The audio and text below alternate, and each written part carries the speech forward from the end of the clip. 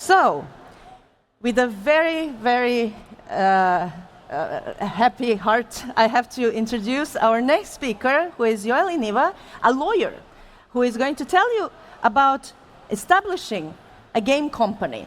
And not just these kind of practical things in the sense, like, of course, you can do, like, establishing company is the easiest thing. You can do it really fast and online and all that.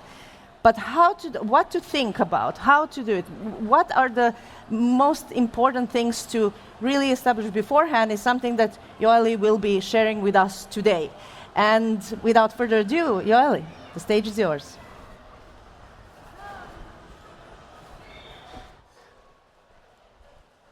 Thank you, Natasha, and welcome on my behalf as well. I'm so happy, so honored to be here.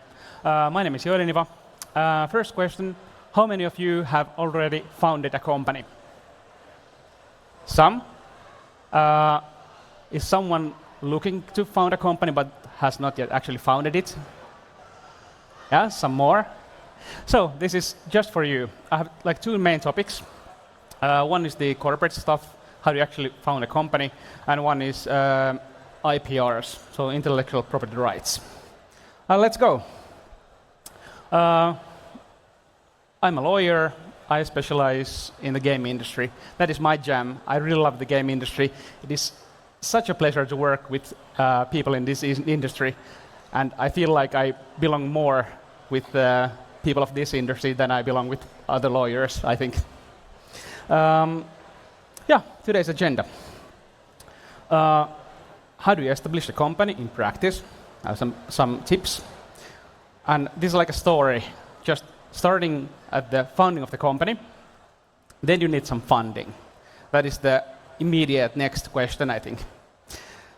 And then you have to draft a shareholders agreement, or not actually like legally have to, but I strongly recommend doing it. And then I think the next step would be protecting your IPRs. Of course, you have to start your actual business and start making games and finding your audience and that stuff. But from a lawyer's perspective, the next step would be IPRs. And then I have some other business things at the end. So, establishing the company. Before you do anything, before you file anything to a peerage, be sure to find the right people that share your vision and your goals and the interests. It's a bit like a marriage. You have to first have the honeymoon phase and then actually commit to it, and then you're ready to make a gaming history or something with those people. That is the authority you'll be dealing with, and we used to have a minimum share capital of 2,000 euros, but not anymore. It's free in that sense, but the registration fee is something like 300 euros. Really cheap to found a company, and it's like a real company in the trade register that you can publish your game through and that stuff. You do it electronically. That is the easiest way. And there are two documents. The shareholders sign one, and the board signs the other. And in addition, there may be taxes you need to pay and register for that register, and maybe employer register or prepayment register. And finally, when you have filed all the necessary papers, it takes some time, like a month or so, and then it is ready. You can start the business and contact the bank and get an account and credit cards and start doing the business. Here, many of you have not founded a company yet, so here are some basics. The main gist of it is that the liability is limited, like the name suggests. I have had some nervous people coming to me asking, maybe I don't want to found a company since I don't want to lose all my savings and property and car and summer house or whatever. And then I just say, all the money you invest in the company, you may lose that, but nothing else. This is a general rule, of course. Like willful misconduct and that kind of stuff exceeds that liability. Shareholders and board of directors. Shareholder is a person that owns the shares of the company, like ultimately makes the decisions in that company, and board of directors is chosen by the shareholders and has general competence to do stuff for that company. And then the managing director or CEO, that the most glorified role. It's not actually mandatory. You don't need to have a CEO in your company, whereas you need to have a board. And when you actually want to start making money with your company, not like through business, but yourself get money, you can pay dividends from the company or find a buyer for that company. You can sell it as assets, like maybe like one part of the company, or sell the shares of that company against money, or like an investment type of thing that you actually get yourself. Then, congratulations, you have a company founded, you're ready and business legal savvy enough to start doing everything. Next, you're going to be needing some funding. And where do you get funding? I think the first place you should look for always is Business Finland.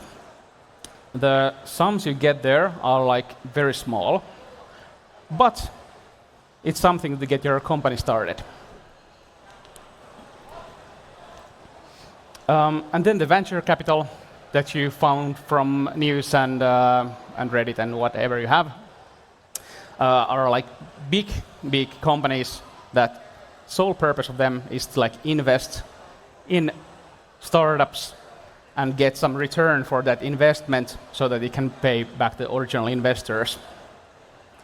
And the problem with venture capital, they exchange the shares of your company for money. The problem is that you need to have some KPIs and data to back your claims.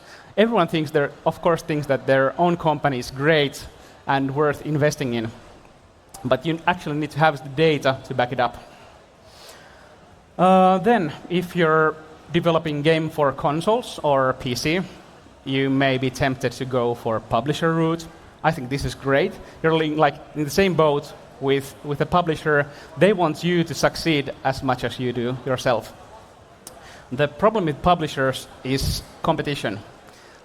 In like 2 weeks, I'll be at Gamescom again, and there are like thousands and thousands of game companies looking for publishers.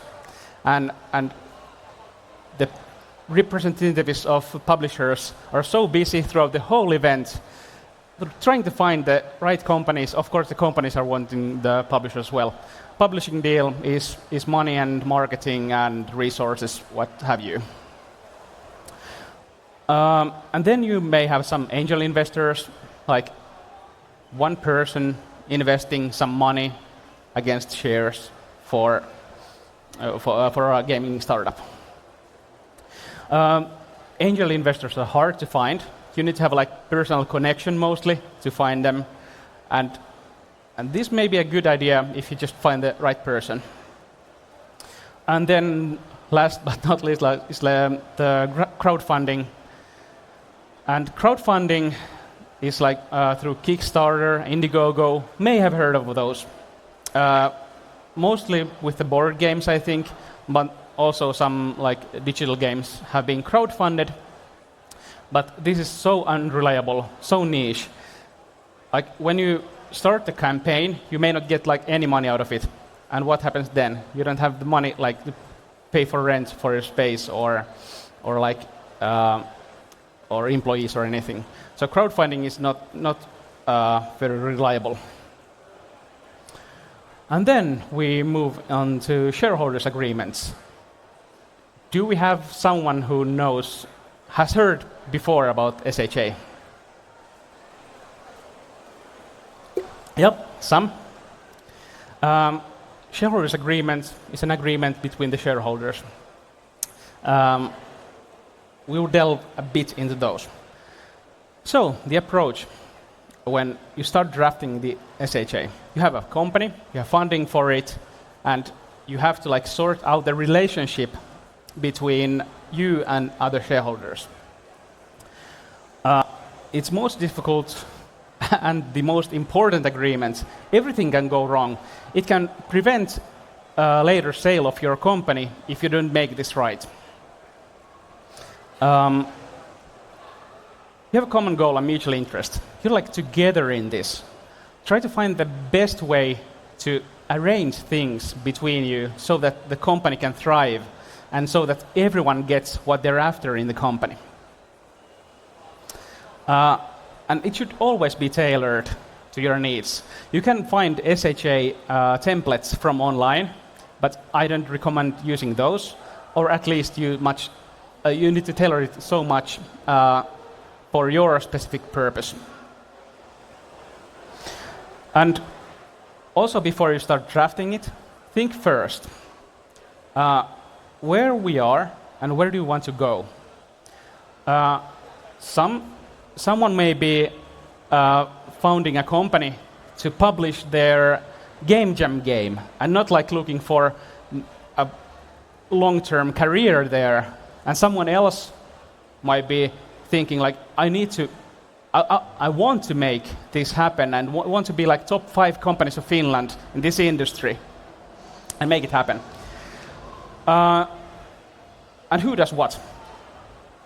In shareholders' agreement, you may specify that this person takes care of the marketing, for example.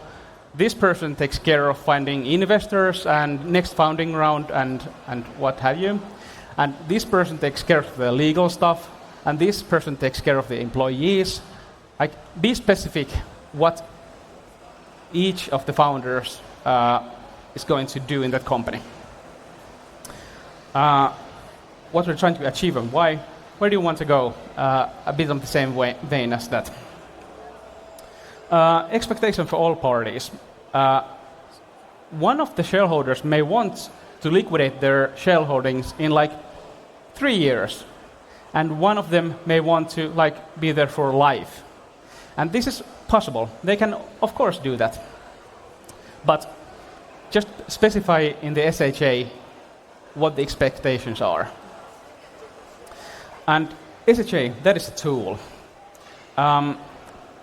It is not in the Limited Liability Companies Act, osakeyhtiölaki. There's nothing specifying SHA.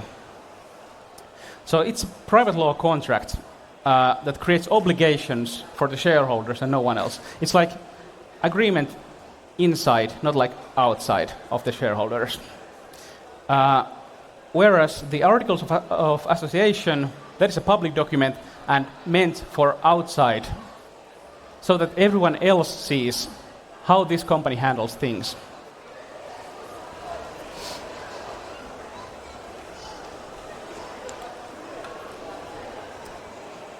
Yep, and some different roles.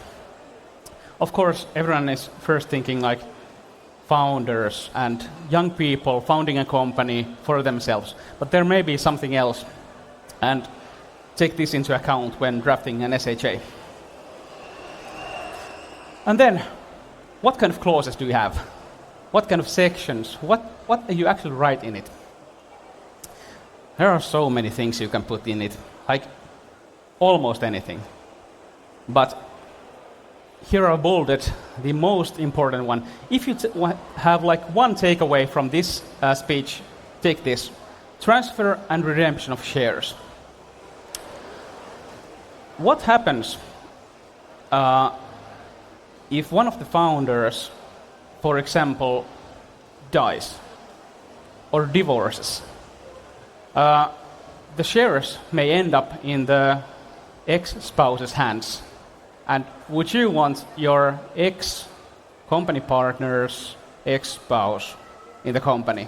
Most likely not. So just be ready for all of this. And this section includes situations where entitled or obliged to transfer their shares. Entitled is like they're from their own will, they want, and obliged, someone else is forcing them to. These good leaver and bad leaver situations are very, very common in SHA. Good leaver situation may, for example, be work here for 5 years, and after that it's good leaver event, and leave before that 5-year period has ended, it's bad leaver event. And this affects the redemption price. So the company gets the shares back, but at what price? What is the valuation of the shares? You can like write some formula or make like some assumption how much that price may be at certain point in time. Tag-along and drag-along rights are for selling your company. Tag-along is like my shareholder friend has found a buyer for those shares, and I may sell my shares in the same trade as well. And drag-along is he's forcing me to sell my shares. It's because almost nobody wants like some 30% of a random company. They want like 90% or 95% or even 100% of the shares in one transaction. It's much easier for them to handle the company, or 51% is common as well. Yeah. And then some pitfalls. Of course, the worst one would be like going bankrupt and embezzlement of funds and what have you. But like the most common ones here. Deadlock due to decision-making requirements. Like I said earlier, you may have some decision-making rules in your SHA, and if everything requires 100% of the shareholders agreeing to it, it may never pass. One of the shareholders wants something else than everyone else, and they like prevent sale or something. And the forced sale is like really important. Just like I said, they want 51% or 90% or 95%. So you need to have the clauses ready to get everyone else's shares as well, since you yourself may own only like 20%. The non-competition obligation, if in the deadlock scenario, the business dries up. I have a company that prevents me from competing with the strategy game business, for example. And then I want to like keep making strategy games. I found another company, and I've just reached my SHA and need to pay some liquidated damages for the other shareholders. Yeah, and any amendments require the consent of all parties. Yeah, now you have company founded, you have funding, and you have a shareholders agreement. And next, onto some IPR protection.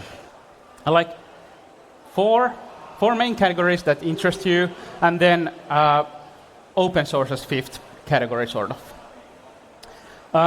Patents and utility models. Americans say that everything can be patented, and Europeans, most like Nordics, say that it's like for innovations, like technical innovations type of thing.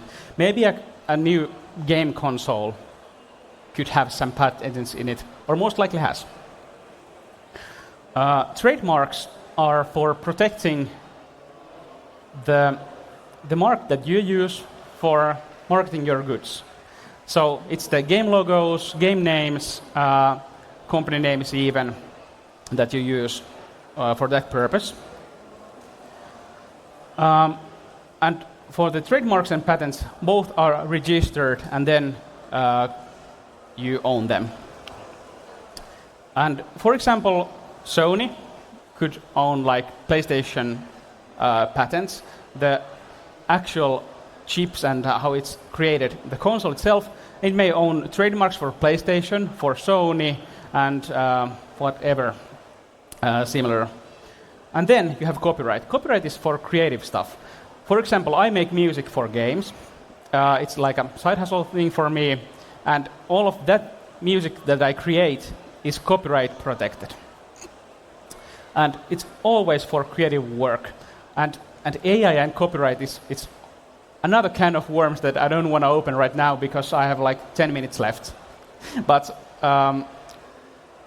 just get this. Copyright comes for me upon creation. I don't actually need to file a registration for my music to be copyrighted. It's mine already. I created it. And then trade secrets. You have heard about NDAs. Yeah, nodding.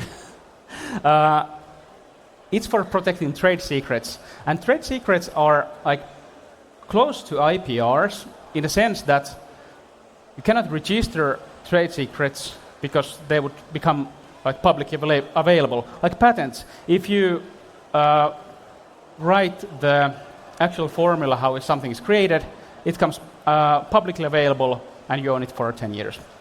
But trade secrets, protect them with NDAs and yeah. Open source. This is really interesting for gaming startups. Many companies may have the temptation to go for open source route.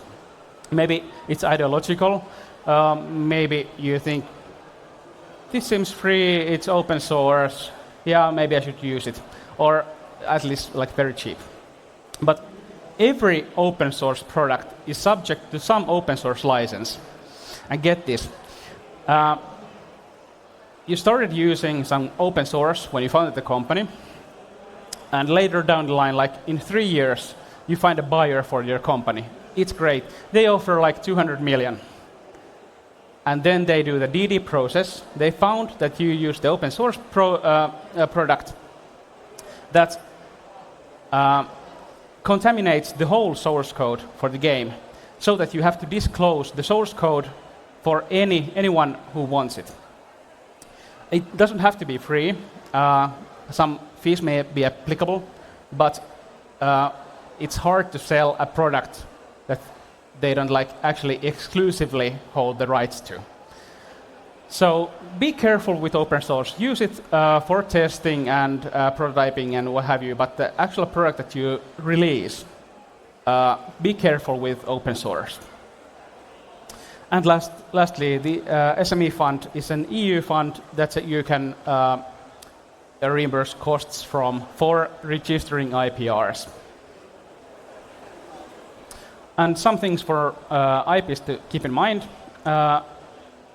It's region specific. If you register it in Finland, it's in Finland, or EU, it's EU, or US, it's US. And there's a Madrid protocol that you can use for registering trademarks in every country, not like every, but almost every country. That costs a lot, and it's not like worldwide trademark, it's a bunch of national trademarks that you actually have. Yeah, and trademark protection is in 45 classes. You have to choose the right ones, like 9 and 27 and 41, for example, are very common for games. Depending, like if you have some paperback books or what have you, that's really fun to read if you have time at some point. Yeah, in agreements, be clear who owns what, and ownership versus right to use, like license. Be clear that you always own it yourself. You can license it to the other party, but keep the ownership for yourself. And sub-licensing is one thing to consider. And also the new IPR versus existing IPR.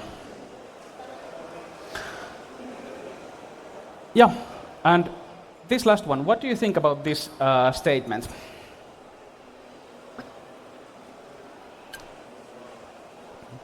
You have an agreement, there's a representation of warranties, lawyers love these, everyone else hates these. You write there, the developer has full ownership of all IPR in the product. For example, AI-generated content. Valve has shifted their stance. Like over a year ago, they ruled that no AI-generated content is allowed on their platform, and now they have ruled that you have to disclose if you use AI for generating assets for the game. But this may be a tricky one, like if no one can own the AI-generated product, can you own it like yourself and represent and warrant the other party that you own it? This is a tricky one. So, next steps. This will be my last slide. So you have the game founded, you have the funding and SHA and IPS protected. You're doing like really, really great. What's next? Some commercial agreements, consultancy, office space, first employees, getting some revenue. You need an auditor for your company, exceeds the de minimis amounts. Always looking for the next round of funding, as everyone else is. And most importantly, like, make great games. That is the core business. This all legal stuff around it is like, it may support the business, but not be the business itself. So, just do the things you have always dreamed about and love. Yeah, questions? Or comments, or what have you. Thank you, Joeli, so much. I'm trying to see which mic works. Is it now on? Is it not on? Now it's on. All right. So questions. We have one here, but just to see, like, is there any other, just to know in which direction I should be going next. But yeah, think about it. When going into the table for IP discussions, how would you start if there's multiple people with interest in the IP? Excuse me? So when going into the negotiations for IP purchases, how would you start that negotiation if there's also multiple people interested in it and it seems a little bit of a clusterfuck? Yeah, that is like a really good situation to be in, like if you're selling your IP. And you can make the term sheet type of thing with multiple. Just be sure that none of them reserves the exclusive rights to negotiate for that asset, since many of the larger companies, for example, reserve like 2 weeks or 1 month or 2 months of exclusive time to negotiate for it. So just be careful what is in the term sheet, and then you can like evaluate your the offers. Great. Any other thoughts and questions? What open source licenses you would be careful? Yeah, great question. In multiple transactions, I have found GPL version 2 and GPL version 3 to be problematic, but the list of problematic open source licenses is long. It's like 300 license terms or something, like separate licenses.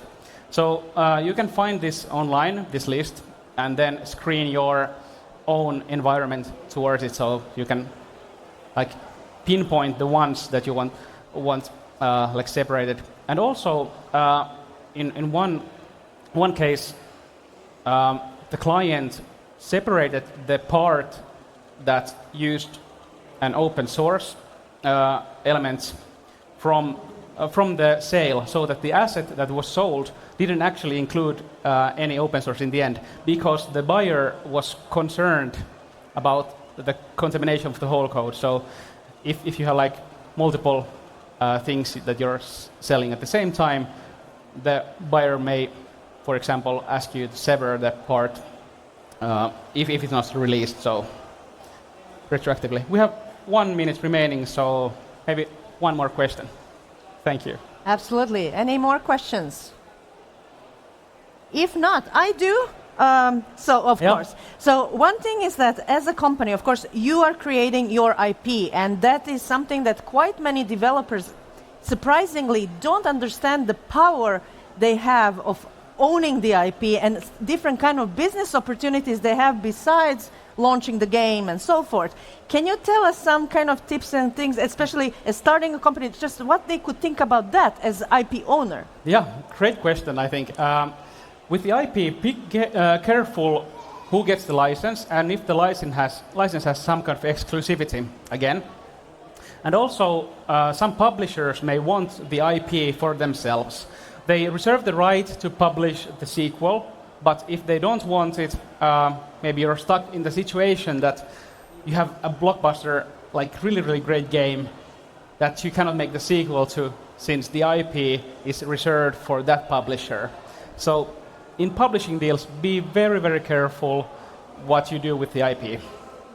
And now my time is up. I gotta go. Thank you, Yeah, Joeli, so thanks. much. Big applause for Joeli. Thank you. And if you have any question, want to chit-chat, he is here, so feel free just to reach out. Yeah. Thank you Thank so you. much.